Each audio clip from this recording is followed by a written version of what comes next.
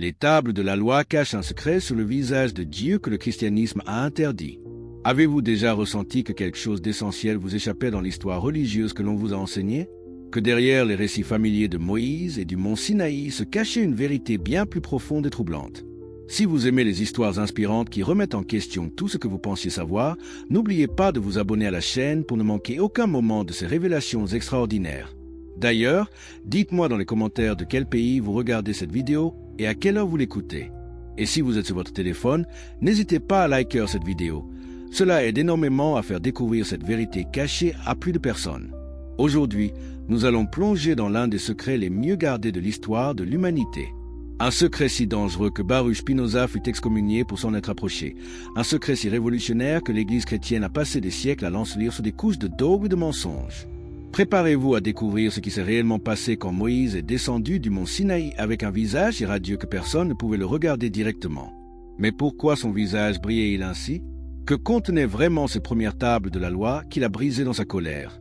Et surtout, pourquoi cette vérité originelle a-t-elle été si soigneusement effacée de nos mémoires collectives? Le grand mystère des tables originales. Imaginez un instant que tout ce que vous pensiez savoir sur la révélation du Sinaï soit incomplet. Que les 10 commandements tels que nous les connaissons ne soient qu'une version édulcorée, censurée, d'une vérité infiniment plus vaste et plus troublante. Cette possibilité n'est pas seulement plausible, elle est soutenue par des indices éparpillés dans les textes les plus anciens, dans les traditions mystiques les plus secrètes et dans les œuvres de penseurs qui ont payé le prix fort pour s'en approcher. Quand nous examinons attentivement le récit biblique, plusieurs éléments étranges nous sautent aux yeux. Pourquoi Moïse a-t-il passé 40 jours et 40 nuits sur la montagne? Était-ce vraiment nécessaire pour recevoir 10 commandements relativement simples? Les traditions les plus anciennes suggèrent que la première révélation était d'une toute autre nature, d'une complexité et d'une profondeur qui nécessitaient effectivement un temps d'assimilation extraordinaire.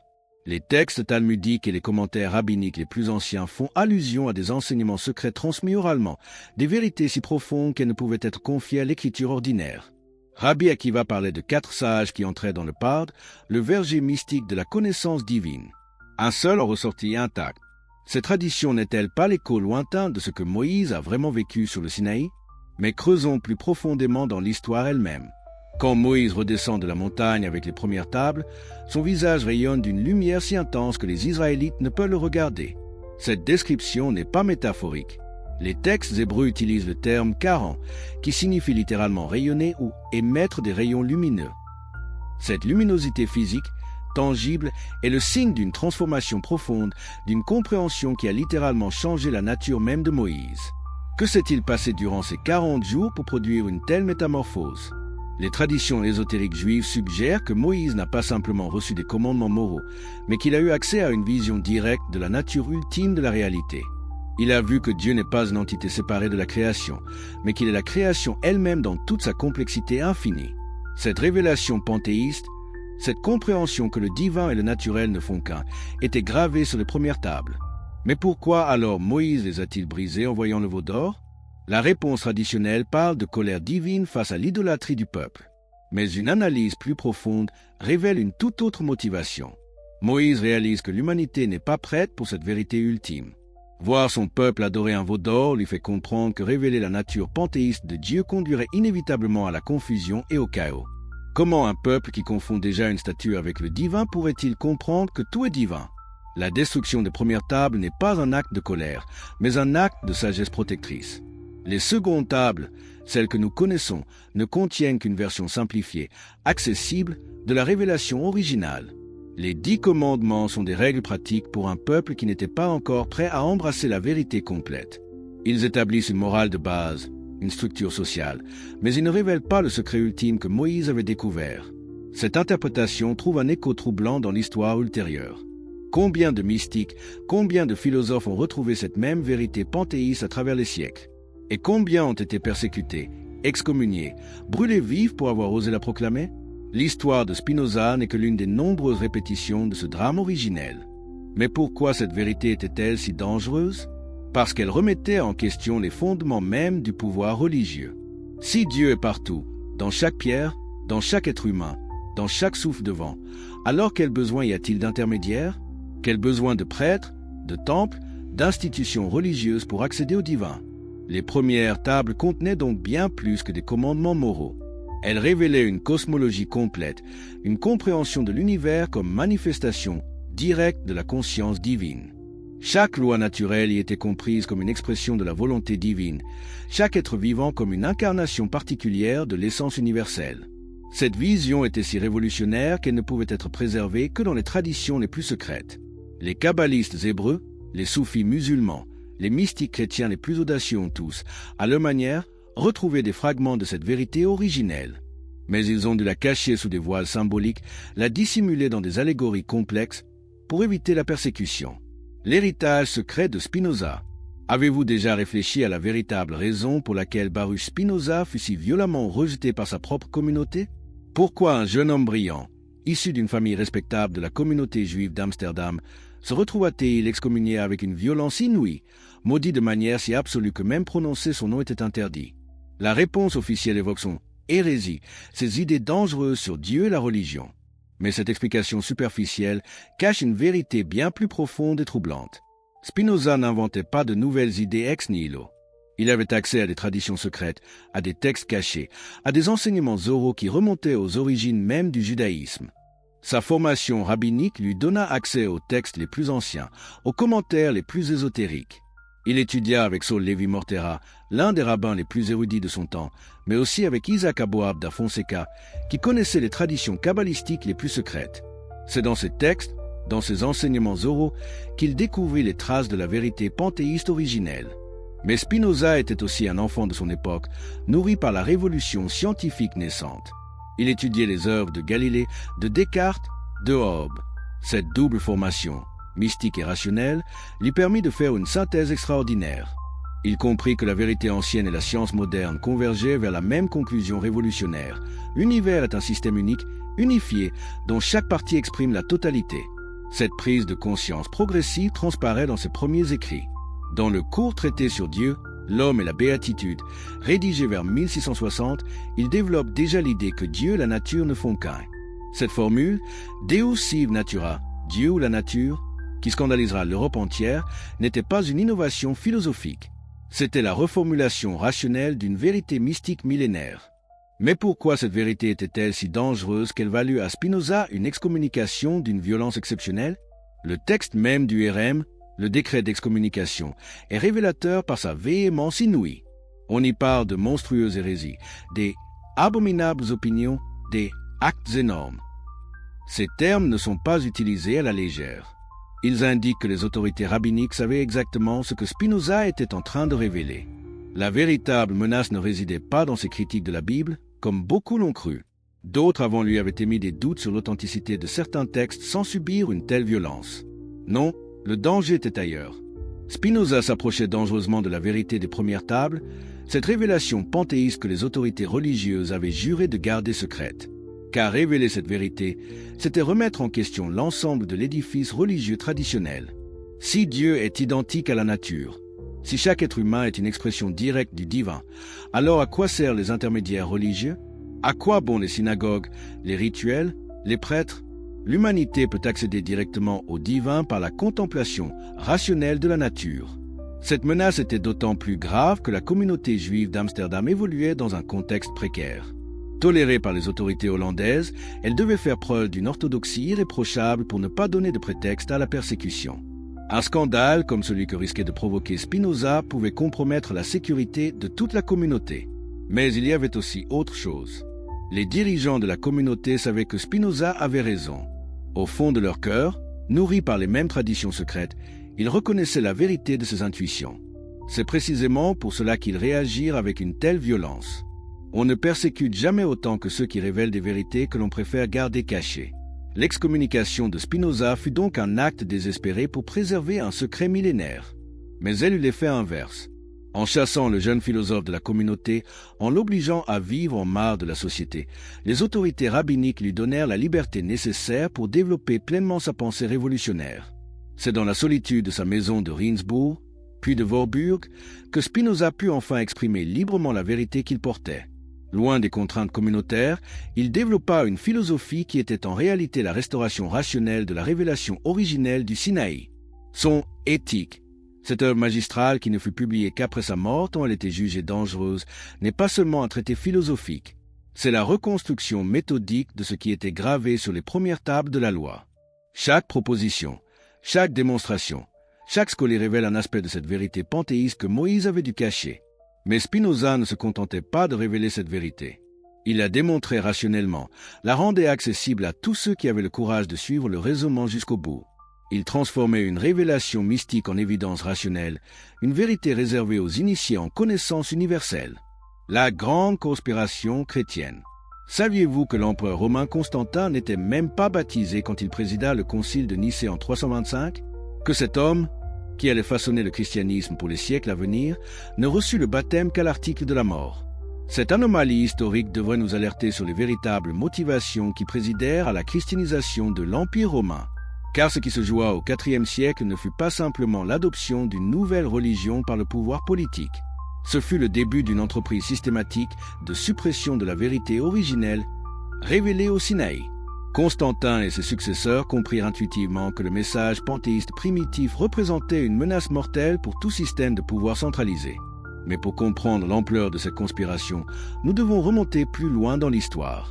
Le christianisme primitif, celui des premiers disciples, était infiniment plus proche de la révélation mosaïque originelle que ne le fut jamais l'Église constantinienne. Les évangiles eux-mêmes, malgré les retouches ultérieures, conservent des traces de cette vérité panthéiste. Que disait Jésus quand il affirmait que le royaume des cieux est au-dedans de vous? Quand il déclarait que « celui qui m'a vu a vu le Père » ? Quand il enseignait que Dieu était plus proche de nous que notre propre souffle? Ces paroles ne prennent leur plein sens que dans une perspective panthéiste. Jésus ne se présentait pas comme un intermédiaire entre l'humanité et Dieu, mais comme la révélation de ce que chaque être humain porte en lui de divin. Cette interprétation était parfaitement comprise par les premiers chrétiens. Les communautés gnostiques, brutalement réprimées par l'Église naissante, avaient préservé cette compréhension. Pour eux, le salut ne venait pas de la croyance en des dogmes imposés de l'extérieur, mais de la gnose, la connaissance directe de sa propre nature divine. Mais cette vérité était incompatible avec la construction d'une institution religieuse centralisée. Comment maintenir une hiérarchie ecclésiastique si chaque fidèle peut accéder directement au divin? Comment justifier l'autorité des prêtres si Dieu habite également en chaque être humain? La suppression de la vérité panthéiste n'était pas seulement théologique, elle était éminemment politique. C'est dans ce contexte qu'il faut comprendre l'alliance entre Constantin et les dirigeants chrétiens. L'empereur avait besoin d'une religion qui légitime son pouvoir absolu, qui transforme l'obéissance politique en devoir religieux. Les évêques ambitieux avaient besoin du soutien impérial pour éliminer leurs rivaux gnostiques et mystiques. Cette alliance contre nature allait façonner le christianisme pour les siècles à venir. Le concile de Nicée ne fut donc pas seulement une assemblée théologique. Ce fut le lieu où se décida l'enterrement définitif de la révélation originelle. En imposant le dogme de la Trinité dans sa formulation la plus abstraite, en établissant une séparation radicale entre le Créateur et la création, les pères de l'Église coupaient définitivement l'humanité de sa véritable nature divine. Cette décision eut des conséquences dramatiques qui se prolongent jusqu'à nos jours. En séparant Dieu de la nature, le christianisme constantinien a créé les conditions de l'exploitation destructrice de l'environnement. Si la nature n'est pas sacrée, si elle n'est qu'un décor créé pour l'usage humain, alors rien n'empêche de la saccager sans limite. Mais la conspiration ne s'arrêta pas là. Il fallait effacer toute trace de la vérité originelle, éliminer tous les textes qui pouvaient en conserver la mémoire. Ce fut l'œuvre patiente des siècles suivants. Bibliothèques brûlées, manuscrits détruits, traditions orales étouffées dans le sang. L'Inquisition ne fut que l'aboutissement logique de ce processus d'éradication systématique. Les pères de l'Église, particulièrement Augustin d'Hippone, jouèrent un rôle crucial dans cette entreprise de falsification. Augustin, qui avait été manichéen avant sa conversion, connaissait parfaitement les traditions gnostiques qui préservaient des fragments de la vérité originelle. C'est précisément cette connaissance qui le rendit si efficace dans sa mission de destruction. Ses écrits contre les hérétiques ne sont pas de simples réfutations théologiques. Ils révèlent une stratégie délibérée de déformation et de caricature. Augustin savait qu'il ne pouvait pas réfuter directement la vérité panthéiste, elle était trop évidente pour qu'il l'examinait sans préjugés. Il opta donc pour une tactique plus subtile, la présenter sous un jour si déformé, si caricatural, qu'elle en deviendrait repoussante. Cette méthode fut reprise par tous ses successeurs. Thomas d'Aquin, au XIIIe siècle, construisit un système théologique si impressionnant par sa complexité qu'il occulta définitivement la simplicité originelle de la révélation mosaïque. Sa synthèse entre aristotélisme et christianisme était un chef-d'œuvre d'intelligence, mais elle éloignait encore davantage l'humanité de la vérité première. Parallèlement à cette entreprise théologique, l'Église développa un arsenal répressif d'une efficacité redoutable. L'Inquisition, officiellement créée pour lutter contre l'hérésie cathare, avait en réalité pour mission de traquer tous ceux qui s'approchaient de trop près de la vérité panthéiste. Chaque bûcher allumé était un avertissement. Cette vérité doit rester enfouie. Car les inquisiteurs savaient parfaitement ce qu'ils combattaient. Leurs manuels, leurs procédures, leurs interrogatoires révèlent une connaissance précise des traditions qu'ils voulaient éliminer. Ils ne pourchassaient pas des hérétiques au hasard, mais les porteurs d'une sagesse ancestrale qui remettait en question les fondements mêmes de leur pouvoir. Cette répression fut si efficace qu'elle créa une véritable amnésie collective.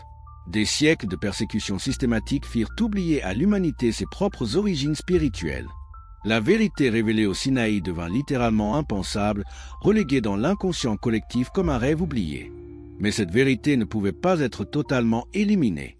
Elle ressurgissait sporadiquement, portée par des esprits exceptionnels qui retrouvaient intuitivement ce qui avait été perdu. Maître Eckhart au XIVe siècle, Giordano Bruno au XVIe, Jacob Böhm au XVIIe, tous redécouvraient à leur manière la vision panthéiste originelle.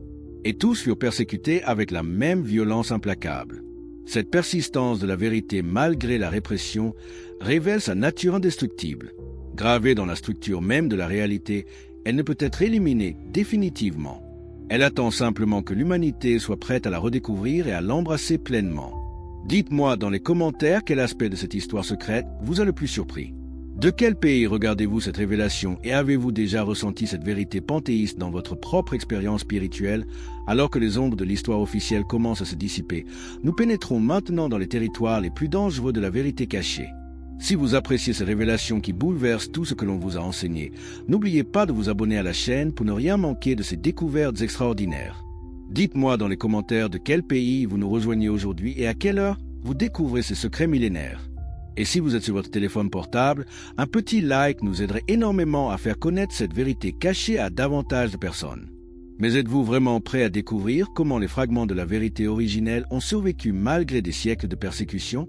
Comment des traditions entières ont préservé, au péril de leur vie, les échos de la révélation que Moïse avait reçue? Préparez-vous à un voyage dans les profondeurs les mieux gardées de l'histoire humaine. Les gardiens secrets de la vérité originelle. Imaginez que vous découvriez que pendant que l'Église chrétienne construisait ses cathédrales et brûlait ses hérétiques, des communautés entières préservaient secrètement la vérité panthéiste révélée au Sinaï. Que dans les coins les plus reculés du monde, des traditions millénaires transmettaient de génération en génération cette connaissance interdite. Cette réalité n'est pas de la fiction. C'est l'histoire cachée de l'humanité. La tradition kabbalistique juive fut l'une des principales gardiennes de cette sagesse ancestrale. Mais ne vous y trompez pas, la Kabbale que l'on enseigne aujourd'hui dans les centres New Age n'a que peu de rapport avec la véritable tradition ésotérique qui préservait les fragments de la révélation mosaïque.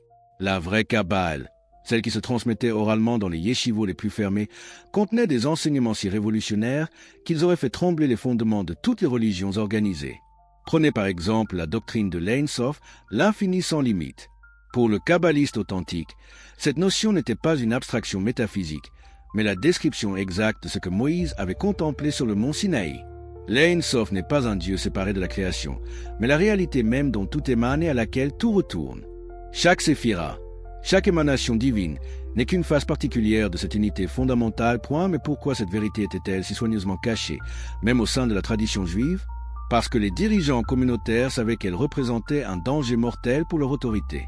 Si chaque être humain est une émanation directe de l'Ein Sof, si la divinité habite naturellement en chaque âme, alors à quoi servent les rabbins, les rituels, les institutions religieuses?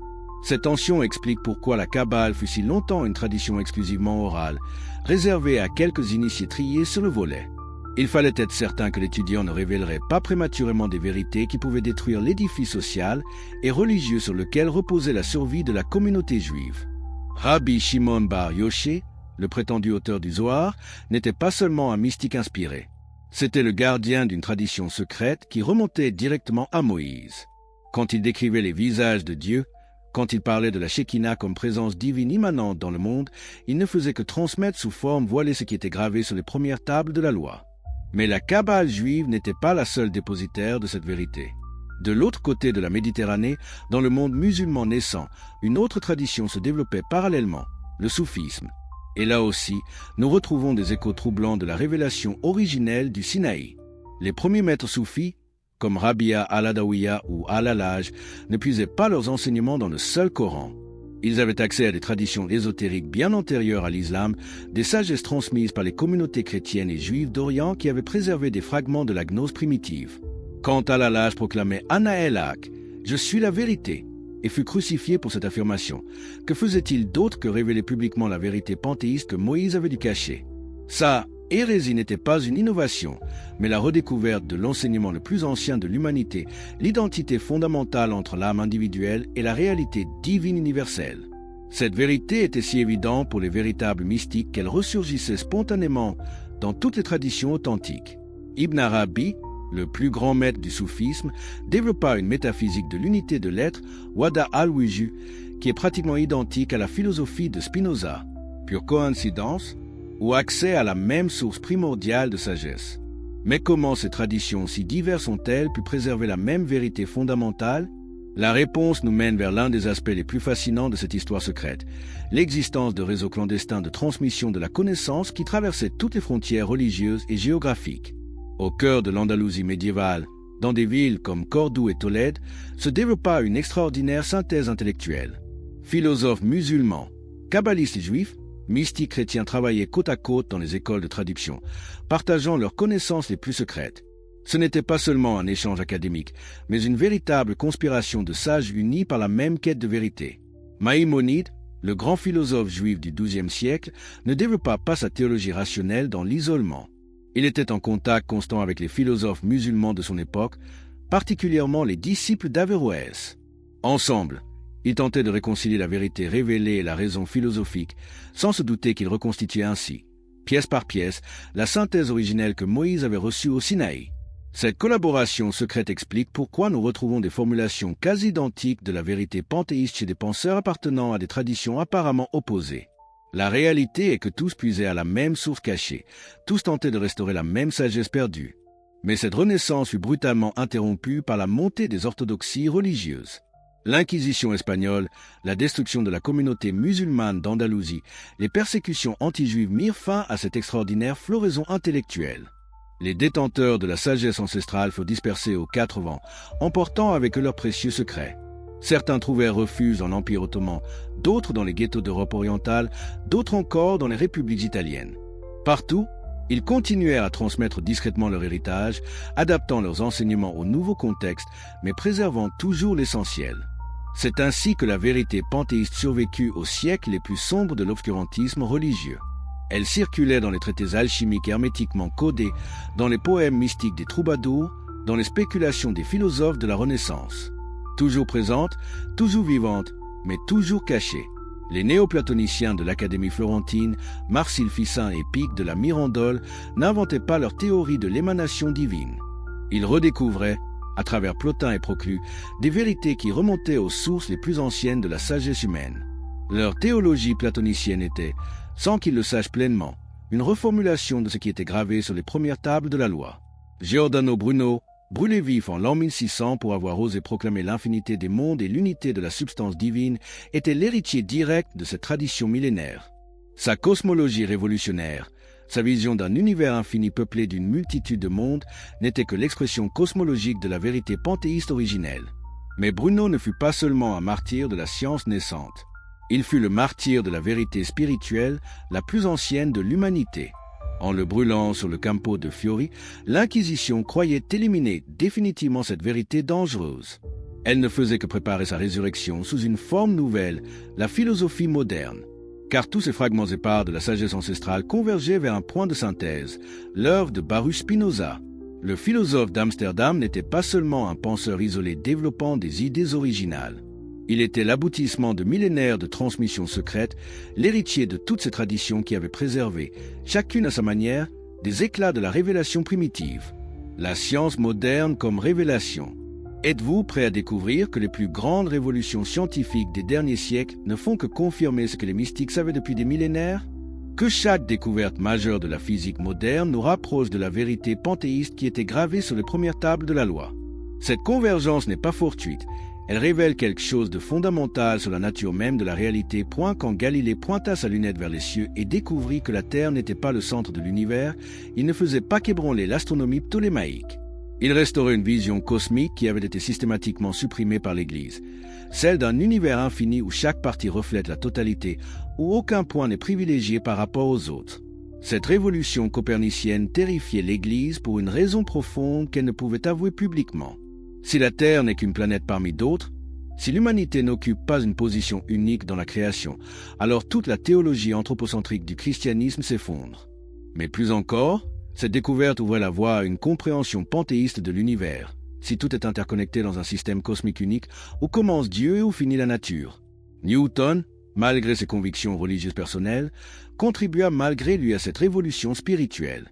Sa découverte des lois universelles de la gravitation révélait que les mêmes forces qui gouvernent la chute d'une pomme régissent aussi le mouvement des planètes. Cette unité fondamentale des lois naturelles était exactement ce que les mystiques avaient toujours enseigné. L'univers est un système unifié régi par une intelligence unique. Mais c'est avec la révolution quantique du XXe siècle que la convergence entre science et mystique devient stupéfiante.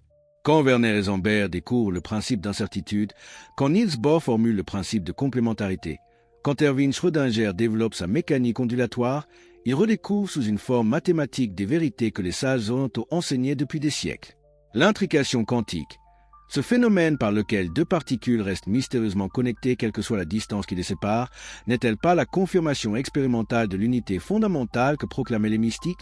Quand Einstein s'insurgeait contre cette action fantôme à distance, il défendait inconsciemment la vision mécaniste et séparatiste que l'Église avait imposée à l'Occident contre la vérité originelle de l'interconnexion universelle. David Bohm, l'un des plus grands physiciens quantiques, l'avait parfaitement compris. Sa théorie de l'ordre impliqué, selon laquelle chaque partie de l'univers contient l'information sur la totalité, rejoint exactement la vision holographique de la réalité enseignée par les traditions ésotériques. Pour Bohm, la conscience n'est pas un épiphénomène de la matière, mais un aspect fondamental d'une réalité unique qui se manifeste sous forme de pensée et d'extension. Cette formulation n'est-elle pas exactement celle de Spinoza dans son Éthique? La correspondance n'est pas fortuite. Bohm avait étudié Spinoza et reconnaissait en lui un précurseur de la physique quantique. Mais ce que Bohm ne savait peut-être pas, c'est que Spinoza lui-même ne faisait que reformuler rationnellement la vérité révélée à Moïse sur le mont Sinaï. La biologie moderne apporte des confirmations tout aussi saisissantes. La découverte de l'ADN révèle que tous les êtres vivants partagent le même code génétique fondamental. Nous ne sommes pas des créatures séparées assemblées par un démiurge externe, mais les expressions diversifiées d'une unique matrice informationnelle. Cette unité génétique de la vie n'est-elle pas la traduction biologique de l'unité spirituelle enseignée par les mystiques? L'écologie moderne va plus loin encore. L'hypothèse Gaïa de James Lovelock propose de considérer la Terre entière comme un organisme vivant autorégulé. Cette vision d'une planète consciente, où chaque élément contribue à l'équilibre du tout, rejoint parfaitement la cosmologie panthéiste. La Terre n'est pas un simple support matériel pour la vie. Elle est vie, elle est conscience, elle est une manifestation particulière de la divinité universelle. Les neurosciences contemporaines bouleversent notre compréhension de la conscience de manière tout aussi révolutionnaire. Les travaux de chercheurs comme Antonio Damasio ou Giulio Tononi suggèrent que la conscience n'est pas localisée dans le cerveau, mais émerge de l'intégration d'informations à tous les niveaux de l'organisation biologique. Cette découverte rejoint exactement ce que Spinoza enseignait. La pensée n'est pas produite par le cerveau comme la bile par le foie, mais elle est un attribut fondamental de la réalité qui se manifeste différemment selon le degré de complexité de l'organisation matérielle. Chaque être possède un degré de conscience proportionnel à sa complexité structurelle. Mais pourquoi cette convergence entre science moderne et sagesse antique? Parce que toutes deux explorent la même réalité fondamentale par des chemins différents. La science utilise l'expérimentation et les mathématiques, la mystique emploie la méditation et l'intuition directe, mais toutes deux découvrent la même vérité. L'univers est un système unifié de conscience-énergie qui se manifeste sous une infinité de formes.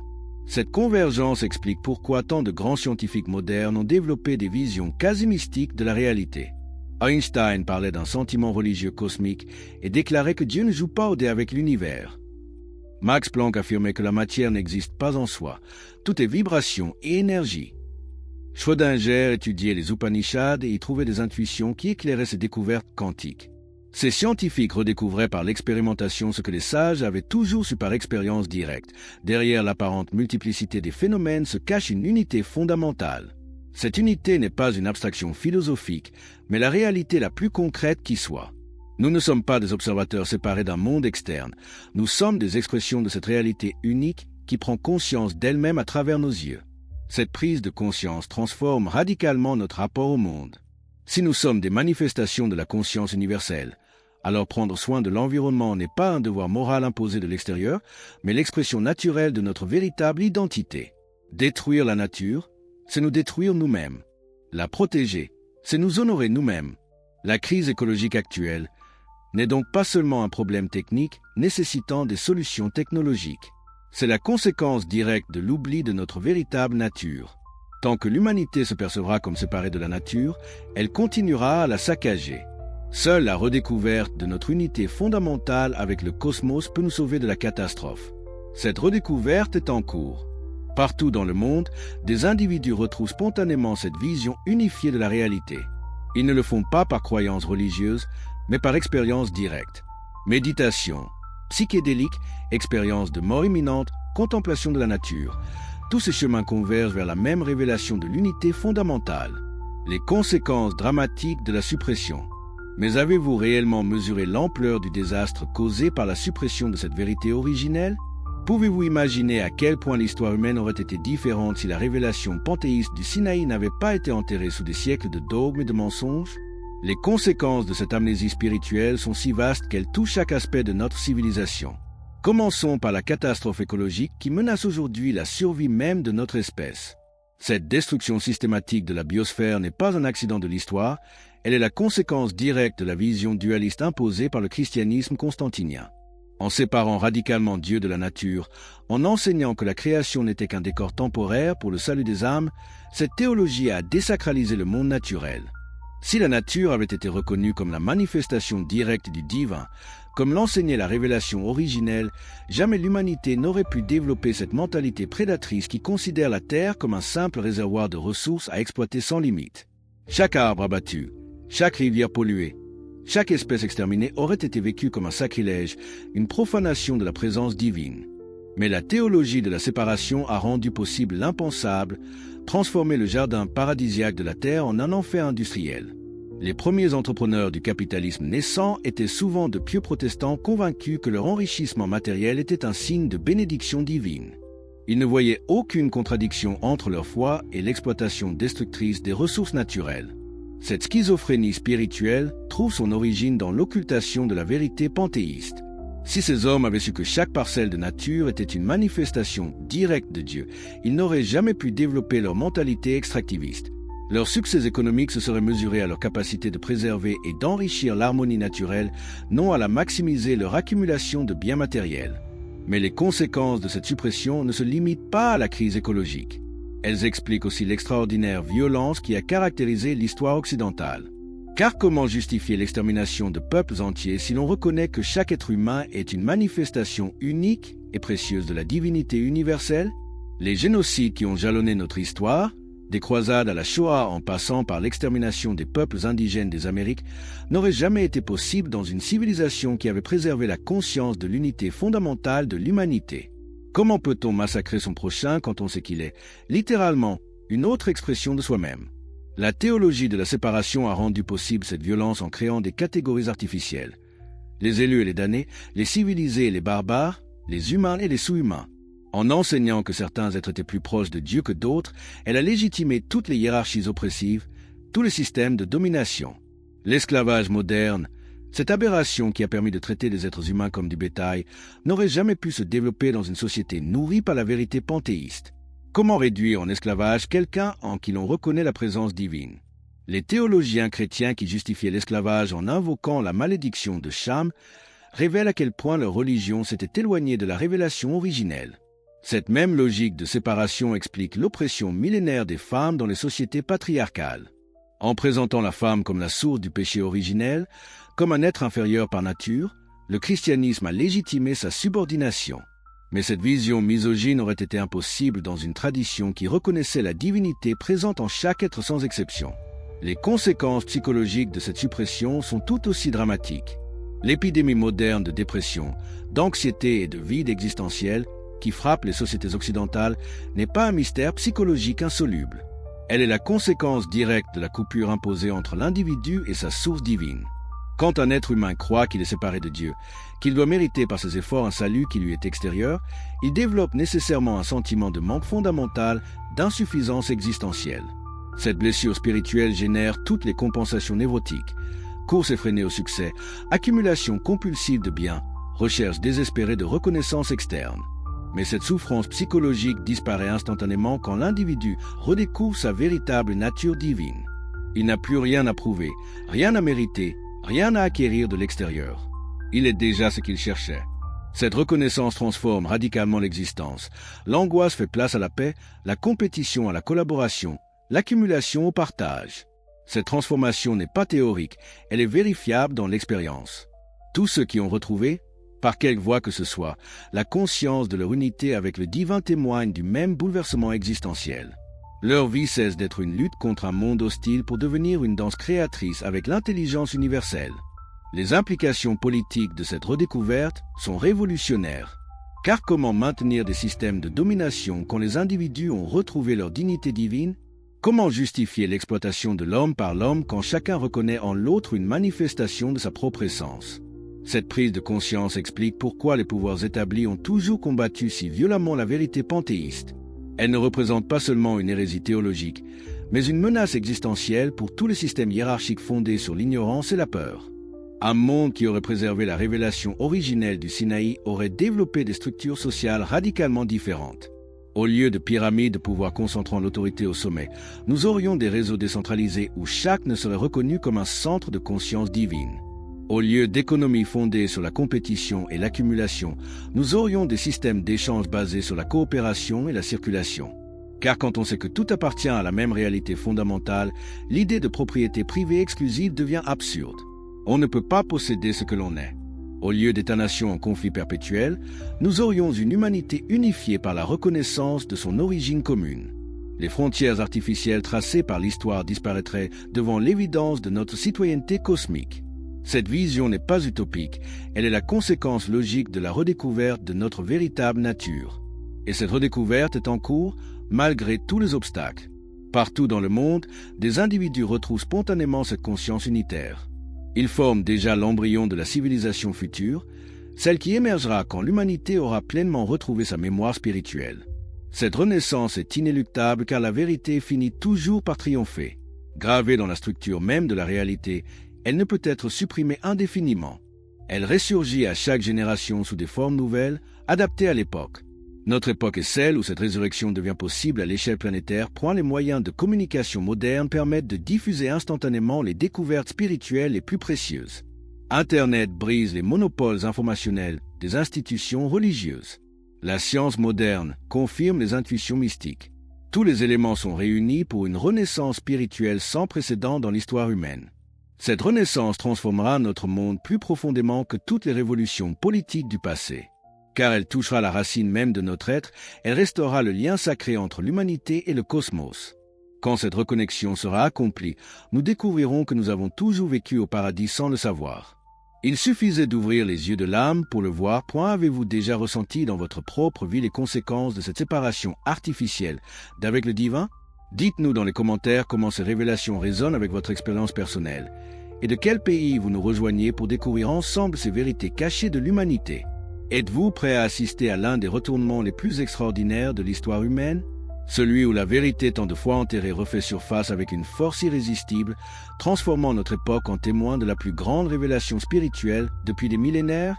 Si ces découvertes bouleversantes vous passionnent autant qu'elles nous passionnent, abonnez-vous immédiatement à la chaîne pour ne rien manquer de cette révolution de la conscience qui se déroule sous nos yeux.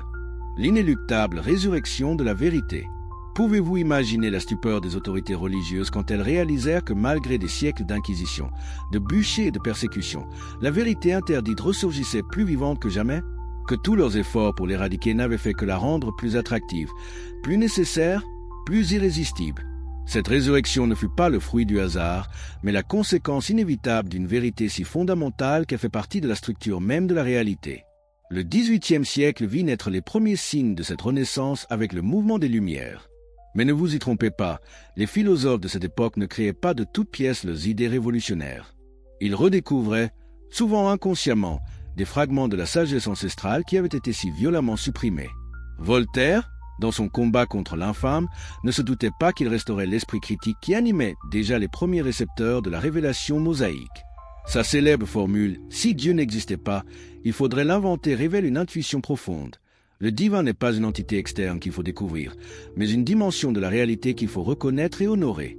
Diderot et d'Alembert, dans leur monumentale encyclopédie, ne faisaient pas que compiler les connaissances de leur époque. Ils restauraient l'idéal de la connaissance universelle, cette vision unifiée du savoir qui caractérisait la sagesse originelle. Leur projet encyclopédique était, sans qu'ils le sachent pleinement, une tentative de reconstituer la totalité de la révélation primitive. Mais c'est avec le romantisme que la vérité panthéiste commença vraiment à refaire surface de manière explicite. Les poètes romantiques, avec leur sensibilité exacerbée à la nature, redécouvraient spontanément l'unité sacrée du cosmos que les mystiques avaient toujours proclamée. William Blake, ce visionnaire extraordinaire, ne puisait pas ses illuminations dans les seuls textes bibliques. Il avait accès, par des voies mystérieuses, aux traditions ésotériques les plus anciennes. Quand il proclamait que tout ce qui vit est saint, il ne faisait qu'exprimer poétiquement la vérité panthéiste originelle. Ses gravures mystiques, ses poèmes prophétiques étaient autant de tentatives pour restaurer la vision cosmique qui avait été révélée à Moïse. De l'autre côté du Rhin, le mouvement romantique allemand produisait des figures tout aussi remarquables. Friedrich Schelling développait une philosophie de la nature qui était pratiquement identique aux intuitions de Spinoza. Pour lui, la nature n'était pas un mécanisme aveugle, mais elle, esprit visible, la manifestation sensible de l'absolu. Cette convergence n'était pas fortuite. Schelling avait étudié les mystiques rhénans, particulièrement Maître Eckhart, et il y avait découvert des formulations de la vérité panthéiste qui éclairaient sa propre recherche philosophique. Sa philosophie de l'identité n'était que la reformulation moderne de l'ancienne sagesse. Sujet et objet, esprit et nature, moi et monde ne sont que les deux faces d'une unique réalité absolue. Hegel, son condisciple du séminaire de Tübingen, poussa cette logique encore plus loin. Sa phénoménologie de l'esprit décrit le processus par lequel la conscience divine prend conscience d'elle-même à travers l'histoire humaine. Cette vision de l'histoire comme théophanie, comme révélation progressive du divin, rejoint exactement la compréhension kabbalistique du temps comme dévoilement successif des aspects cachés de l'Ein Sof. Mais Hegel ne se contentait pas de restaurer la métaphysique panthéiste. Il en tirait toutes les conséquences logiques pour comprendre l'histoire humaine. Si l'esprit absolu se révèle à travers l'histoire, alors chaque époque, chaque civilisation, chaque individu participe à cette révélation universelle. L'histoire n'est plus une succession d'accidents, mais le déploiement nécessaire de la conscience divine. Cette vision révolutionnaire explique pourquoi Hegel fut si influent malgré l'hermétisme apparent de son système. Il offrait enfin une explication cohérente de l'histoire humaine qui restituait un sens et une dignité à l'existence. L'humanité n'était plus un accident cosmique insignifiant, mais le lieu privilégié où l'univers prenait conscience de lui-même. Parallèlement à cette renaissance philosophique, la romantique redécouvrait la beauté sacrée du monde naturel. Les paysagistes comme Caspar David Friedrich ne peignaient pas de simples panoramas, mais des visions mystiques de la nature comme cathédrales divines. Leur toile était autant de méditations sur l'unité spirituelle du cosmos. La musique de cette époque témoigne de la même résurrection spirituelle. Beethoven, dans ses dernières sonates et ses derniers quatuors, ne composait plus de la simple musique, mais des architectures sonores qui révélaient l'harmonie secrète de l'univers. Sa 9e symphonie, avec son hymne à la joie célébrant la fraternité universelle, était l'expression musicale de la vérité panthéiste. Tous les êtres participent à la même joie cosmique fondamentale. Cette renaissance ne se limitait pas à l'Europe. De l'autre côté de l'Atlantique, l'Amérique produisait ses propres visionnaires. Ralph Waldo Emerson et Henry David Thoreau redécouvraient dans la nature vierge du Nouveau Monde la présence divine que l'Europe avait oubliée sous ses dogmes et ses institutions. Thoreau, dans sa cabane de Waldenpont, ne faisait pas que mener une expérience de vie simple. Il retrouvait par l'expérience directe cette communion avec la nature que les mystiques de tous les temps avaient décrite.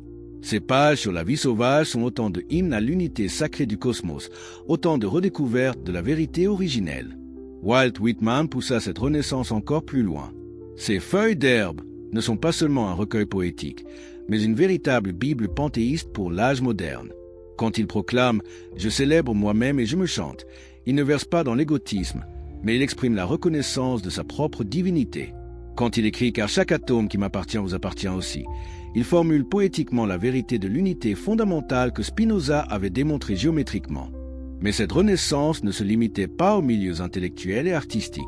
Elle touchait aussi les couches populaires à travers de nouveaux mouvements religieux qui tentaient de retrouver l'authenticité spirituelle perdue.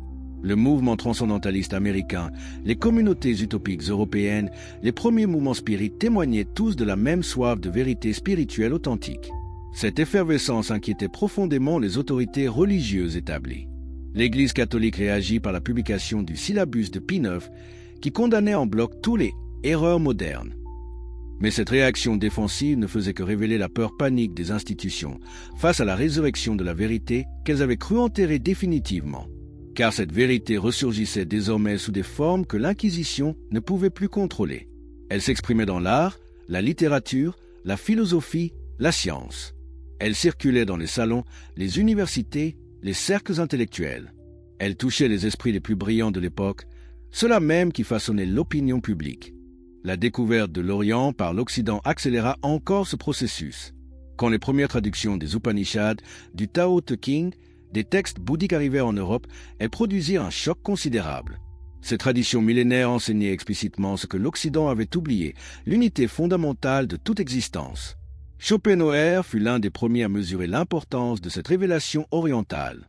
Sa découverte des Upanishads fut, selon ses propres termes, la consolation de ma vie et le sera de ma mort. Il reconnaissait dans ces textes anciens la même vérité qu'il avait tenté d'exprimer dans sa philosophie de la volonté universelle. Cette convergence entre Orient et Occident révélait que la vérité panthéiste n'était pas une particularité culturelle, mais une découverte universelle de l'esprit humain. Partout où la conscience approfondissait suffisamment, elle aboutissait à la même révélation. La multiplicité apparente du monde cache une unité plus profonde. La Renaissance contemporaine et ses résistances. Mais comment expliquer qu'au moment même où cette vérité antique ressurgissait avec le plus de force, elle rencontrait aussi les résistances les plus violentes de l'histoire ? Pourquoi les 19e et 20e siècles furent-ils simultanément le théâtre de la plus grande renaissance spirituelle et des plus terribles régressions dans la barbarie? Cette contradiction apparente révèle en réalité la logique profonde du processus historique en cours. La résurrection de la vérité panthéiste représentait une menace existentielle pour tous les systèmes de pouvoir fondés sur la division et la domination. Plus cette vérité gagnait du terrain, plus les forces de l'ancien monde réagissaient violemment pour préserver leurs privilèges. C'est cette lutte titanesque entre la conscience unifiée naissante et les structures séparatistes agonisantes qui explique les convulsions de notre époque. Le développement du capitalisme industriel au XIXe siècle peut être compris comme une tentative désespérée de matérialiser complètement l'existence humaine pour empêcher toute élévation spirituelle. En réduisant les hommes au rang de rouages dans une machinerie économique, en transformant la nature en simple réservoir de ressources, le système capitaliste tentait de rendre impossible toute prise de conscience de l'unité sacrée du cosmos. Cette logique explique pourquoi les premiers grands industriels étaient souvent des puritains fanatiques. Leur ascétisme religieux apparent masquait en réalité une entreprise de désacralisation systématique du monde. En vidant l'existence de toute dimension spirituelle, ils espéraient créer des conditions où la vérité panthéiste deviendrait littéralement impensable. Mais cette tentative était vouée à l'échec car elle allait contre la nature profonde de l'être humain. Plus l'existence devenait matérialiste et mécaniste, plus la soif spirituelle s'exacerbait. Les grands mouvements ouvriers du XIXe siècle ne luttaient pas seulement pour de meilleures conditions matérielles, mais pour la restauration de leur dignité humaine fondamentale. Karl Marx lui-même, malgré son matérialisme affiché, était animé par une vision quasi religieuse de l'histoire. Sa prophétie de la société sans classe où l'homme réconcilié avec lui-même et avec la nature rejoint étrangement les visions mystiques du royaume de Dieu sur terre. Marx était, sans le savoir, un héritier sécularisé de la tradition prophétique qui remontait à la révélation du Sinaï. Cette dimension spirituelle du socialisme explique pourquoi il suscitait un enthousiasme quasi religieux chez ses adeptes. Il ne luttait pas seulement pour une meilleure répartition des richesses, mais pour la transformation complète de la condition humaine. Leur espoir révolutionnaire était, au fond, l'espoir de la renaissance spirituelle de l'humanité. Parallèlement, les découvertes scientifiques du XIXe siècle préparaient une révolution conceptuelle qui allait ébranler définitivement la vision mécaniste du monde. Darwin, en découvrant l'évolution des espèces, révélait que la nature n'était pas une collection d'objets séparés, mais un processus dynamique d'autocréation permanente. Cette découverte rejoignait l'intuition panthéiste d'une nature vivante, créatrice, divine. Mais c'est avec la révolution de la physique moderne que la convergence entre science et mystique devint éclatante.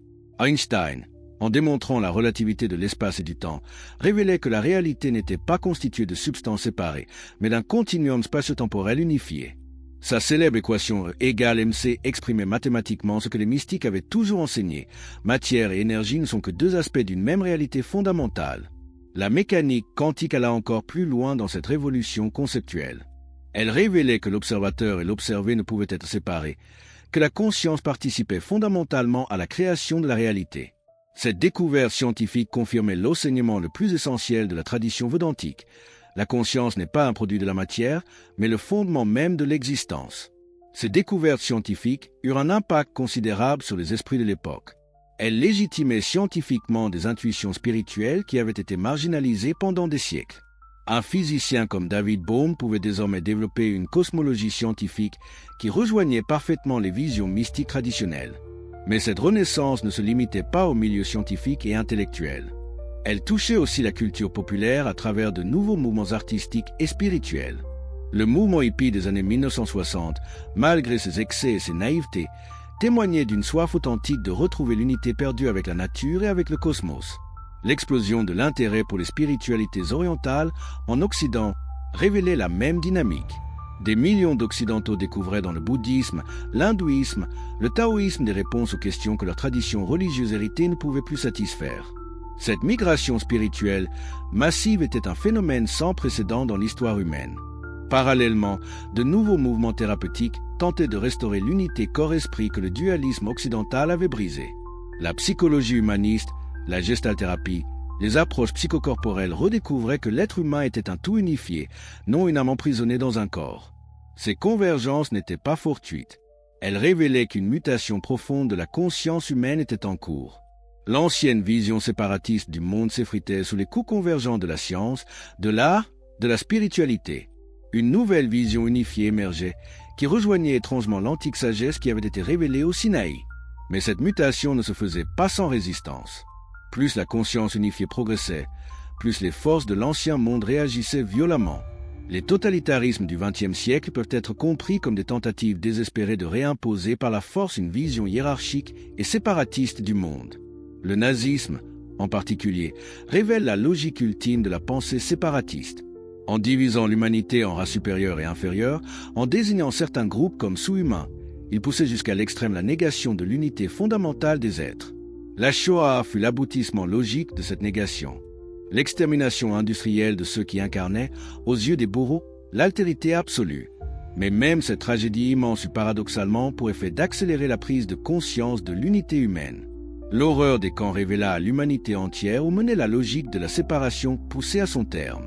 Plus jamais, se jura le monde, de telles abominations ne devaient être possibles. Cette prise de conscience explique l'extraordinaire développement des droits de l'homme après 1945. Malgré toutes ses limites et ses hypocrisies, la Déclaration universelle des droits de l'homme proclamait solennellement l'égalité fondamentale de tous les êtres humains. Cette proclamation était, sans qu'on s'en rende toujours compte, un écho lointain de la vérité panthéiste. Si tous les êtres participent à la même essence divine, alors ils possèdent tous la même dignité inaliénable. L'époque de la révélation planétaire. Vivons-nous actuellement le moment le plus extraordinaire de l'histoire humaine? Celui où la vérité cachée depuis des millénaires devient enfin accessible à l'humanité entière? Les signes qui se multiplient sous nos yeux semblent l'indiquer, et cette révélation planétaire dépasse en ampleur tout ce que nos ancêtres auraient pu imaginer. Jamais dans l'histoire de notre espèce les conditions n'ont été aussi favorables à une renaissance spirituelle universelle. Pour la première fois, les barrières qui séparaient les traditions sont en train de s'effondrer. Internet permet à un chercheur de vérité de New York d'accéder instantanément aux enseignements les plus secrets des maîtres tibétains, aux textes kabbalistiques les plus ésotériques, aux commentaires soufis les plus profonds. Cette démocratisation de la connaissance spirituelle est révolutionnaire. Pendant des millénaires, la sagesse était le privilège de quelques initiés qui en contrôlaient jalousement l'accès. Aujourd'hui, les trésors spirituels de l'humanité sont à la portée de tous ceux qui ont la sincérité de les chercher. Cette libération de la connaissance prépare une transformation de la conscience humaine sans précédent dans l'histoire. Mais cette révolution ne se limite pas à l'accès à l'information. Elle touche la structure même de l'expérience humaine. Les moyens de communication modernes créent une interconnexion planétaire qui préfigure l'unité de conscience que proclamaient les mystiques. Quand un événement se produit à Tokyo, il est immédiatement connu à Paris, Sao Paulo, Le Caire. Cette synchronicité informationnelle mondiale n'est-elle pas longue portée de la synchronicité cosmique que révèle la conscience unifiée? Les réseaux sociaux, malgré tous leurs défauts, créent des communautés virtuelles qui transcendent toutes les frontières traditionnelles. Des individus séparés par des milliers de kilomètres peuvent partager instantanément leurs expériences spirituelles les plus intimes, leurs découvertes les plus précieuses. Ces nouvelles formes de communion humaine préparent l'émergence d'une conscience collective planétaire. Parallèlement, la crise écologique force l'humanité à prendre conscience de son unité avec la biosphère. Nous découvrons brutalement que nous ne sommes pas séparés de la nature, mais totalement dépendants de ses équilibres subtils. Cette prise de conscience écologique rejoint spontanément la vision panthéiste. Nous ne sommes pas les maîtres de la nature, nous en sommes des expressions particulières. Cette révélation écologique transforme profondément la spiritualité contemporaine. De nouvelles formes de sacré émergent, centrées sur la Terre comme organisme vivant. Des millions de personnes redécouvrent la dimension spirituelle de leur relation à la nature, retrouvant spontanément l'expérience sacrée que nos ancêtres chasseurs-cueilleurs connaissaient naturellement. La science contemporaine accélère encore cette transformation. La découverte de l'intrication quantique révèle que l'univers est fondamentalement interconnecté au niveau le plus profond. Deux particules qui ont interagi restent liées instantanément, quelle que soit la distance qui les sépare. Cette non-localité quantique confirme expérimentalement ce que les mystiques enseignaient. La séparation n'est qu'une illusion de surface. La cosmologie moderne révèle que nous sommes littéralement faits de poussière d'étoiles, que les atomes qui constituent notre camp étaient forgés dans les fournaise stellaires. Cette découverte scientifique rejoint poétiquement l'intuition panthéiste. Nous ne sommes pas des étrangers dans l'univers, nous en sommes les enfants les plus authentiques. Les neurosciences commencent à élucider les mécanismes de la conscience, révélant qu'elle n'est pas localisée dans le cerveau mais émerge de processus d'intégration qui peut s'étendre bien au-delà du corps individuel. Ces découvertes préparent une révolution dans notre compréhension de ce que nous sommes vraiment. Cette convergence entre sciences de pointe et sagesse antique crée un contexte inédit pour l'émergence d'une nouvelle spiritualité. Celle-ci ne sera plus fondée sur la foi aveugle en des dogmes imposés, mais sur l'expérience directe de vérité confirmée par l'investigation la plus rigoureuse. Déjà, des millions de personnes vivent cette transformation.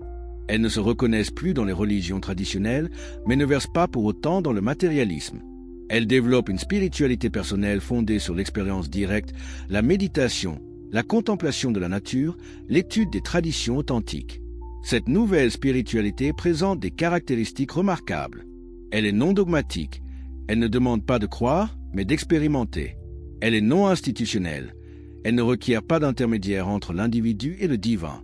Elle est intégrative. Elle réconcilie science et mystique, raison et intuition, individuelle et universelle. Cette spiritualité émergente rejoint spontanément la vérité panthéiste originelle.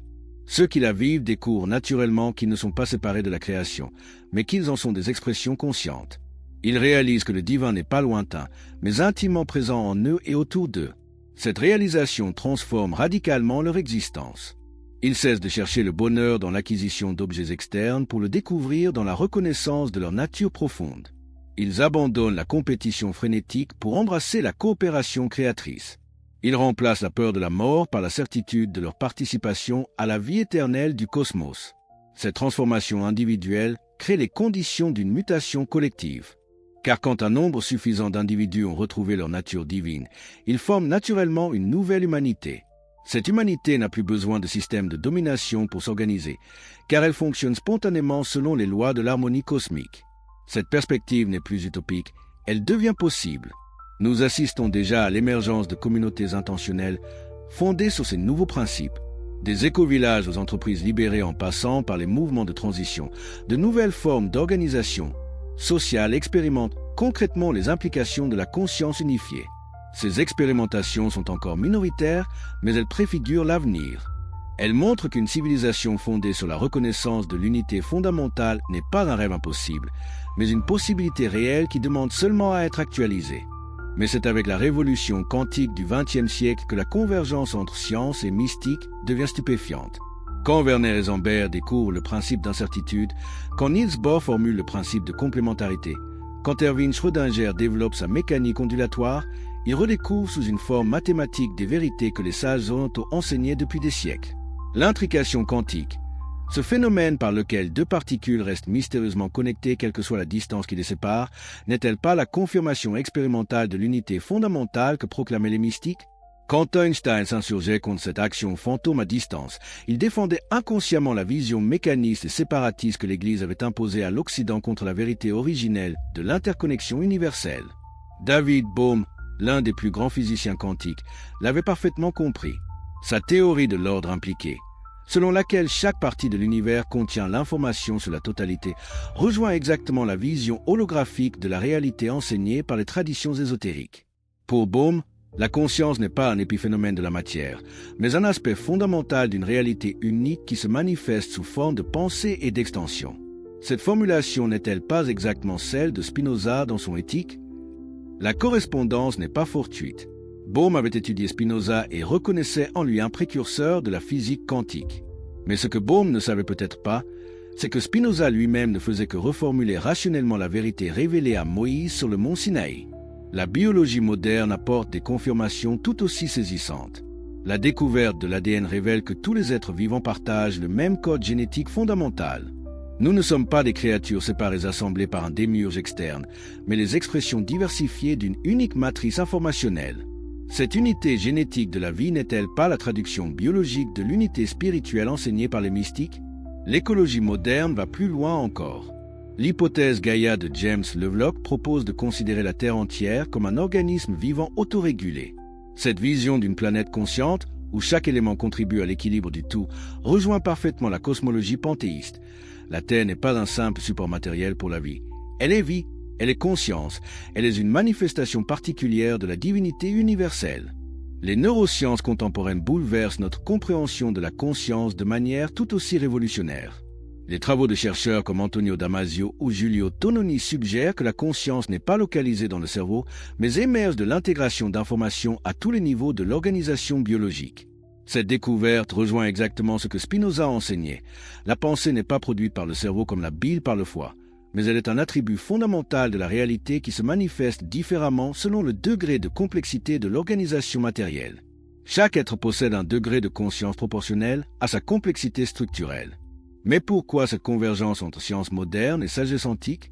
Parce que toutes deux explorent la même réalité fondamentale par des chemins différents. La science utilise l'expérimentation et les mathématiques, la mystique emploie la méditation et l'intuition directe, mais toutes deux découvrent la même vérité. L'univers est un système unifié de conscience-énergie qui se manifeste sous une infinité de formes.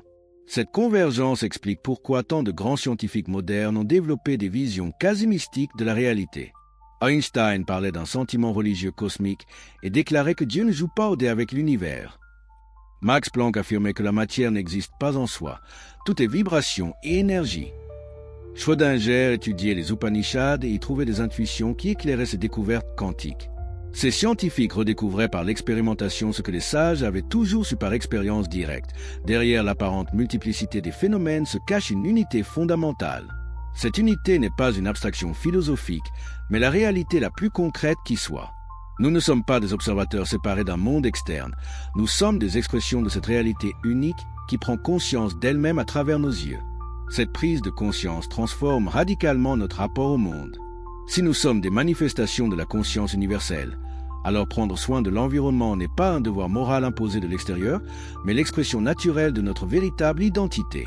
Détruire la nature, c'est nous détruire nous-mêmes. La protéger, c'est nous honorer nous-mêmes. La crise écologique actuelle n'est donc pas seulement un problème technique nécessitant des solutions technologiques. C'est la conséquence directe de l'oubli de notre véritable nature. Tant que l'humanité se percevra comme séparée de la nature, elle continuera à la saccager. Seule la redécouverte de notre unité fondamentale avec le cosmos peut nous sauver de la catastrophe. Cette redécouverte est en cours.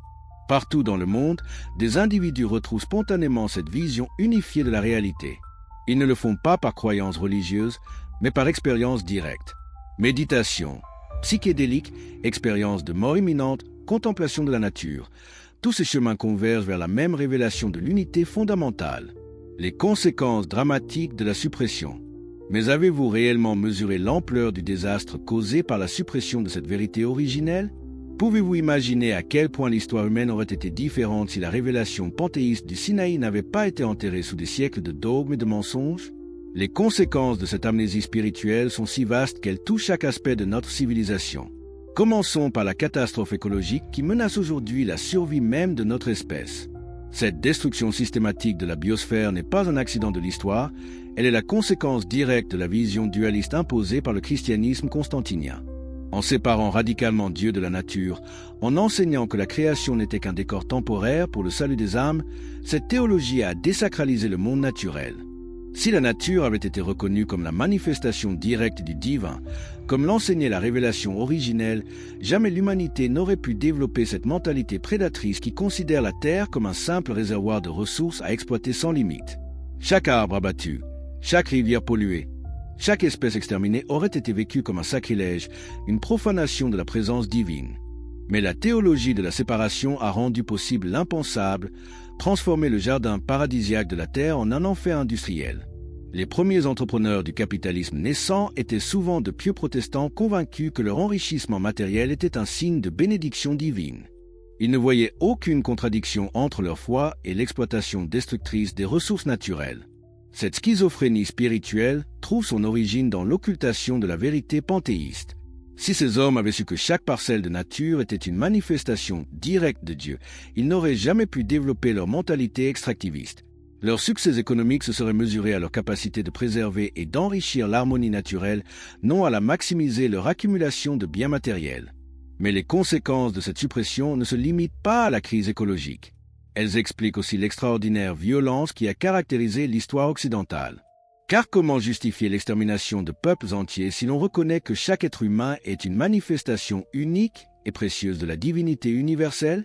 Les génocides qui ont jalonné notre histoire, des croisades à la Shoah en passant par l'extermination des peuples indigènes des Amériques, n'auraient jamais été possibles dans une civilisation qui avait préservé la conscience de l'unité fondamentale de l'humanité. Comment peut-on massacrer son prochain quand on sait qu'il est, littéralement, une autre expression de soi-même? La théologie de la séparation a rendu possible cette violence en créant des catégories artificielles. Les élus et les damnés, les civilisés et les barbares, les humains et les sous-humains.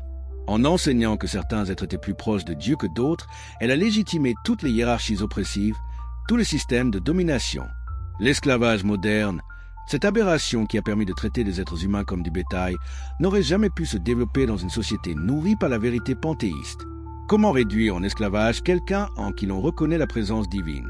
Les théologiens chrétiens qui justifiaient l'esclavage en invoquant la malédiction de Cham révèlent à quel point leur religion s'était éloignée de la révélation originelle. Cette même logique de séparation explique l'oppression millénaire des femmes dans les sociétés patriarcales. En présentant la femme comme la source du péché originel, comme un être inférieur par nature, le christianisme a légitimé sa subordination. Mais cette vision misogyne aurait été impossible dans une tradition qui reconnaissait la divinité présente en chaque être sans exception. Les conséquences psychologiques de cette suppression sont tout aussi dramatiques. L'épidémie moderne de dépression, d'anxiété et de vide existentiel qui frappe les sociétés occidentales n'est pas un mystère psychologique insoluble. Elle est la conséquence directe de la coupure imposée entre l'individu et sa source divine. Quand un être humain croit qu'il est séparé de Dieu, qu'il doit mériter par ses efforts un salut qui lui est extérieur, il développe nécessairement un sentiment de manque fondamental, d'insuffisance existentielle. Cette blessure spirituelle génère toutes les compensations névrotiques, course effrénée au succès, accumulation compulsive de biens, recherche désespérée de reconnaissance externe. Mais cette souffrance psychologique disparaît instantanément quand l'individu redécouvre sa véritable nature divine. Il n'a plus rien à prouver, rien à mériter, rien à acquérir de l'extérieur. Il est déjà ce qu'il cherchait. Cette reconnaissance transforme radicalement l'existence. L'angoisse fait place à la paix, la compétition à la collaboration, l'accumulation au partage. Cette transformation n'est pas théorique, elle est vérifiable dans l'expérience. Tous ceux qui ont retrouvé, par quelque voie que ce soit, la conscience de leur unité avec le divin témoignent du même bouleversement existentiel. Leur vie cesse d'être une lutte contre un monde hostile pour devenir une danse créatrice avec l'intelligence universelle. Les implications politiques de cette redécouverte sont révolutionnaires. Car comment maintenir des systèmes de domination quand les individus ont retrouvé leur dignité divine? Comment justifier l'exploitation de l'homme par l'homme quand chacun reconnaît en l'autre une manifestation de sa propre essence? Cette prise de conscience explique pourquoi les pouvoirs établis ont toujours combattu si violemment la vérité panthéiste. Elle ne représente pas seulement une hérésie théologique, mais une menace existentielle pour tous les systèmes hiérarchiques fondés sur l'ignorance et la peur. Un monde qui aurait préservé la révélation originelle du Sinaï aurait développé des structures sociales radicalement différentes. Au lieu de pyramides de pouvoir concentrant l'autorité au sommet, nous aurions des réseaux décentralisés où chaque ne serait reconnu comme un centre de conscience divine. Au lieu d'économies fondées sur la compétition et l'accumulation, nous aurions des systèmes d'échange basés sur la coopération et la circulation. Car quand on sait que tout appartient à la même réalité fondamentale, l'idée de propriété privée exclusive devient absurde. On ne peut pas posséder ce que l'on est.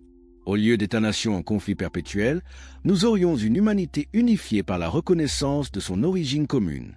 Les frontières artificielles tracées par l'histoire disparaîtraient devant l'évidence de notre citoyenneté cosmique. Cette vision n'est pas utopique, elle est la conséquence logique de la redécouverte de notre véritable nature. Et cette redécouverte est en cours malgré tous les obstacles. Partout dans le monde, des individus retrouvent spontanément cette conscience unitaire. Ils forment déjà l'embryon de la civilisation future, celle qui émergera quand l'humanité aura pleinement retrouvé sa mémoire spirituelle. Cette renaissance est inéluctable car la vérité finit toujours par triompher. Gravée dans la structure même de la réalité, elle ne peut être supprimée indéfiniment. Elle ressurgit à chaque génération sous des formes nouvelles, adaptées à l'époque.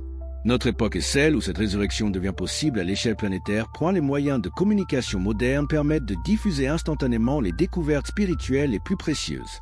Internet brise les monopoles informationnels des institutions religieuses. La science moderne confirme les intuitions mystiques. Tous les éléments sont réunis pour une renaissance spirituelle sans précédent dans l'histoire humaine. Cette renaissance transformera notre monde plus profondément que toutes les révolutions politiques du passé. Car elle touchera la racine même de notre être, elle restaurera le lien sacré entre l'humanité et le cosmos. Quand cette reconnexion sera accomplie, nous découvrirons que nous avons toujours vécu au paradis sans le savoir. Il suffisait d'ouvrir les yeux de l'âme pour le voir. Point avez-vous déjà ressenti dans votre propre vie les conséquences de cette séparation artificielle d'avec le divin? Dites-nous dans les commentaires comment ces révélations résonnent avec votre expérience personnelle et de quel pays vous nous rejoignez pour découvrir ensemble ces vérités cachées de l'humanité. Êtes-vous prêt à assister à l'un des retournements les plus extraordinaires de l'histoire humaine? Celui où la vérité tant de fois enterrée refait surface avec une force irrésistible, transformant notre époque en témoin de la plus grande révélation spirituelle depuis des millénaires? Si ces découvertes bouleversantes vous passionnent autant qu'elles nous passionnent, abonnez-vous immédiatement à la chaîne pour ne rien manquer de cette révolution de la conscience qui se déroule sous nos yeux. L'inéluctable résurrection de la vérité. Pouvez-vous imaginer la stupeur des autorités religieuses quand elles réalisèrent que malgré des siècles d'inquisition, de bûchers et de persécutions, la vérité interdite ressurgissait plus vivante que jamais? Que tous leurs efforts pour l'éradiquer n'avaient fait que la rendre plus attractive, plus nécessaire, plus irrésistible. Cette résurrection ne fut pas le fruit du hasard, mais la conséquence inévitable d'une vérité si fondamentale qu'elle fait partie de la structure même de la réalité. Le XVIIIe siècle vit naître les premiers signes de cette renaissance avec le mouvement des Lumières. Mais ne vous y trompez pas, les philosophes de cette époque ne créaient pas de toutes pièces leurs idées révolutionnaires. Ils redécouvraient, souvent inconsciemment, des fragments de la sagesse ancestrale qui avaient été si violemment supprimés. Voltaire, dans son combat contre l'infâme, ne se doutait pas qu'il restaurait l'esprit critique qui animait déjà les premiers récepteurs de la révélation mosaïque. Sa célèbre formule « Si Dieu n'existait pas, il faudrait l'inventer » révèle une intuition profonde. Le divin n'est pas une entité externe qu'il faut découvrir, mais une dimension de la réalité qu'il faut reconnaître et honorer. Diderot et d'Alembert, dans leur monumentale encyclopédie, ne faisaient pas que compiler les connaissances de leur époque. Ils restauraient l'idéal de la connaissance universelle, cette vision unifiée du savoir qui caractérisait la sagesse originelle. Leur projet encyclopédique était, sans qu'ils le sachent pleinement, une tentative de reconstituer la totalité de la révélation primitive. Mais c'est avec le romantisme que la vérité panthéiste commença vraiment à refaire surface de manière explicite. Les poètes romantiques, avec leur sensibilité exacerbée à la nature, redécouvraient spontanément l'unité sacrée du cosmos que les mystiques avaient toujours proclamée. William Blake, ce visionnaire extraordinaire, ne puisait pas ses illuminations dans les seuls textes bibliques. Il avait accès, par des voies mystérieuses, aux traditions ésotériques les plus anciennes. Quand il proclamait que tout ce qui vit est saint, il ne faisait qu'exprimer poétiquement la vérité panthéiste originelle. Ses gravures mystiques, ses poèmes prophétiques étaient autant de tentatives pour restaurer la vision cosmique qui avait été révélée à Moïse. De l'autre côté du Rhin, le mouvement romantique allemand produisait des figures tout aussi remarquables. Friedrich Schelling développait une philosophie de la nature qui était pratiquement identique aux intuitions de Spinoza. Pour lui, la nature n'était pas un mécanisme aveugle, mais elle esprit visible, la manifestation sensible de l'absolu. Cette convergence n'était pas fortuite. Schelling avait étudié les mystiques rhénans, particulièrement Maître Eckhart, et il y avait découvert des formulations de la vérité panthéiste qui éclairaient sa propre recherche philosophique. Sa philosophie de l'identité n'était que la reformulation moderne de l'ancienne sagesse. Sujet et objet, esprit et nature, moi et monde ne sont que les deux faces d'une unique réalité absolue. Hegel, son condisciple du séminaire de Tübingen, poussa cette logique encore plus loin. Sa phénoménologie de l'esprit décrit le processus par lequel la conscience divine prend conscience d'elle-même à travers l'histoire humaine. Cette vision de l'histoire comme théophanie, comme révélation progressive du divin, rejoint exactement la compréhension kabbalistique du temps comme dévoilement successif des aspects cachés de l'Ein Sof. Mais Hegel ne se contentait pas de restaurer la métaphysique panthéiste. Il en tirait toutes les conséquences logiques pour comprendre l'histoire humaine. Si l'esprit absolu se révèle à travers l'histoire, alors chaque époque, chaque civilisation, chaque individu participe à cette révélation universelle. L'histoire n'est plus une succession d'accidents, mais le déploiement nécessaire de la conscience divine. Cette vision révolutionnaire explique pourquoi Hegel fut si influent malgré l'hermétisme apparent de son système. Il offrait enfin une explication cohérente de l'histoire humaine qui restituait un sens et une dignité à l'existence. L'humanité n'était plus un accident cosmique insignifiant, mais le lieu privilégié où l'univers prenait conscience de lui-même. Parallèlement à cette renaissance philosophique, la romantique redécouvrait la beauté sacrée du monde naturel. Les paysagistes comme Caspar David Friedrich ne peignaient pas de simples panoramas, mais des visions mystiques de la nature comme cathédrales divines. Leur toile était autant de méditation sur l'unité spirituelle du cosmos. La musique de cette époque témoigne de la même résurrection spirituelle. Beethoven, dans ses dernières sonates et ses derniers quatuors, ne composait plus de la simple musique, mais des architectures sonores qui révélaient l'harmonie secrète de l'univers. Sa 9e symphonie, avec son hymne à la joie célébrant la fraternité universelle, était l'expression musicale de la vérité panthéiste. Tous les êtres participent à la même joie cosmique fondamentale. Cette renaissance ne se limitait pas à l'Europe. De l'autre côté de l'Atlantique, l'Amérique produisait ses propres visionnaires. Ralph Waldo Emerson et Henry David Thoreau redécouvraient dans la nature vierge du Nouveau Monde la présence divine que l'Europe avait oubliée sous ses dogmes et ses institutions. Thoreau, dans sa cabane de Walden Pond, ne faisait pas que mener une expérience de vie simple. Il retrouvait par l'expérience directe cette communion avec la nature que les mystiques de tous les temps avaient décrite. Ces pages sur la vie sauvage sont autant de hymnes à l'unité sacrée du cosmos, autant de redécouvertes de la vérité originelle. Walt Whitman poussa cette renaissance encore plus loin. Ces feuilles d'herbe ne sont pas seulement un recueil poétique, mais une véritable Bible panthéiste pour l'âge moderne. Quand il proclame « Je célèbre moi-même et je me chante », il ne verse pas dans l'égotisme, mais il exprime la reconnaissance de sa propre divinité.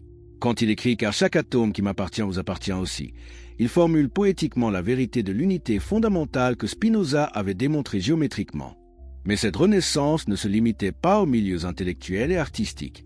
Elle touchait aussi les couches populaires à travers de nouveaux mouvements religieux qui tentaient de retrouver l'authenticité spirituelle perdue.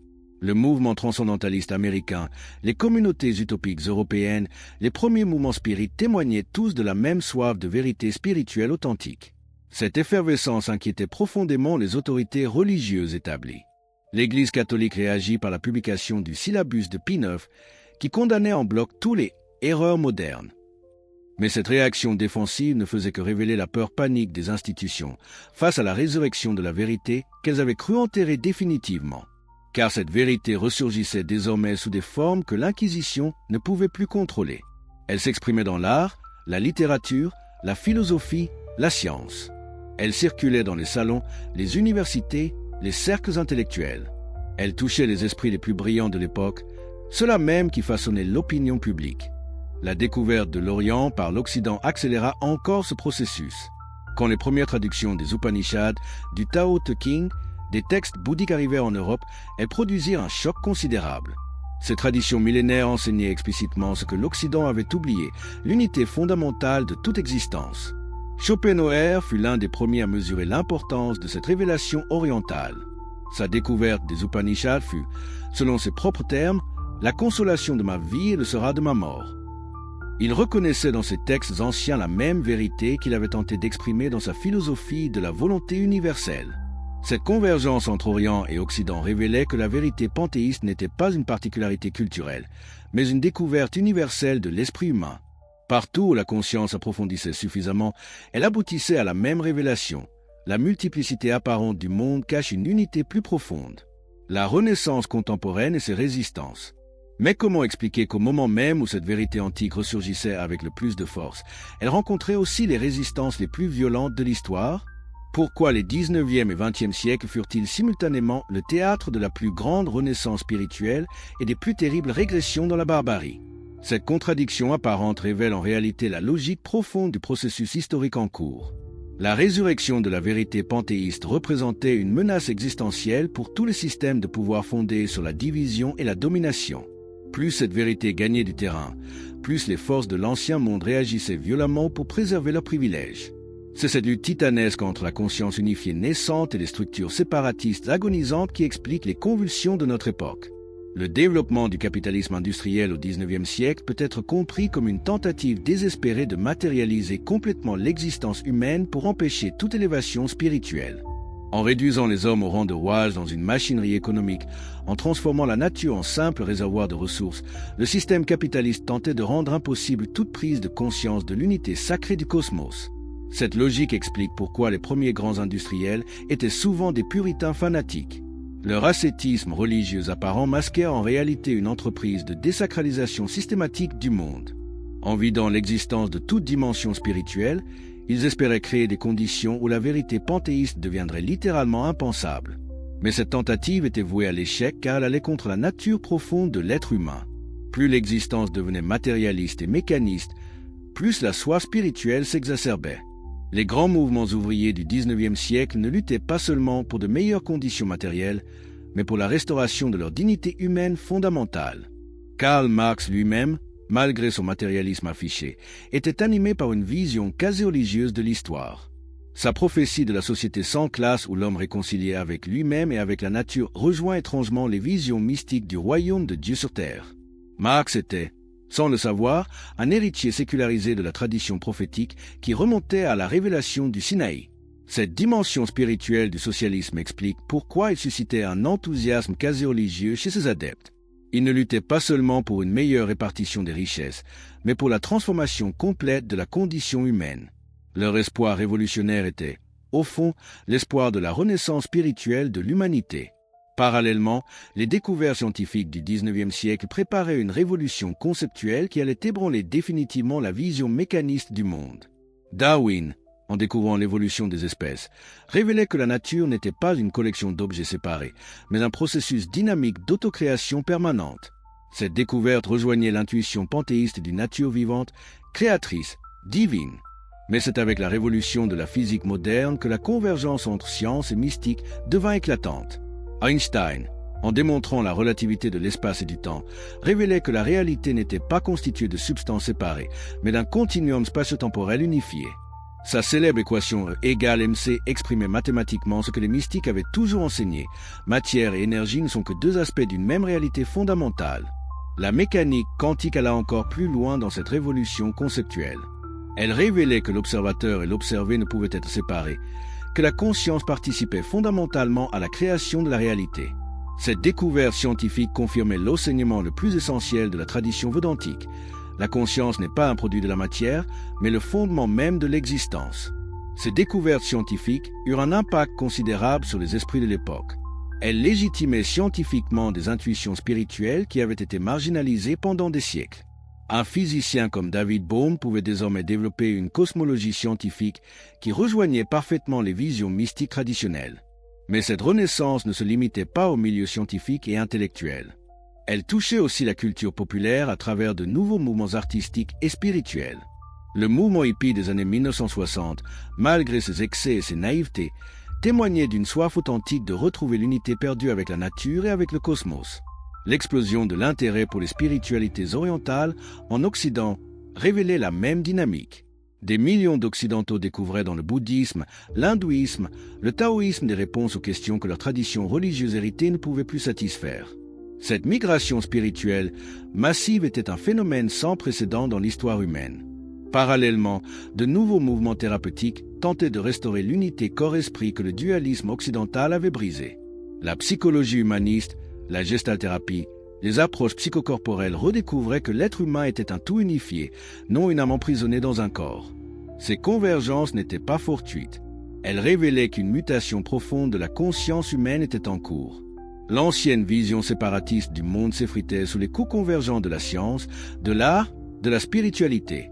Une nouvelle vision unifiée émergeait, qui rejoignait étrangement l'antique sagesse qui avait été révélée au Sinaï. Mais cette mutation ne se faisait pas sans résistance. Plus la conscience unifiée progressait, plus les forces de l'ancien monde réagissaient violemment. Les totalitarismes du XXe siècle peuvent être compris comme des tentatives désespérées de réimposer par la force une vision hiérarchique et séparatiste du monde. Le nazisme, en particulier, révèle la logique ultime de la pensée séparatiste. En divisant l'humanité en races supérieures et inférieures, en désignant certains groupes comme sous-humains, il poussait jusqu'à l'extrême la négation de l'unité fondamentale des êtres. La Shoah fut l'aboutissement logique de cette négation. L'extermination industrielle de ceux qui incarnaient, aux yeux des bourreaux, l'altérité absolue. Mais même cette tragédie immense eut paradoxalement pour effet d'accélérer la prise de conscience de l'unité humaine.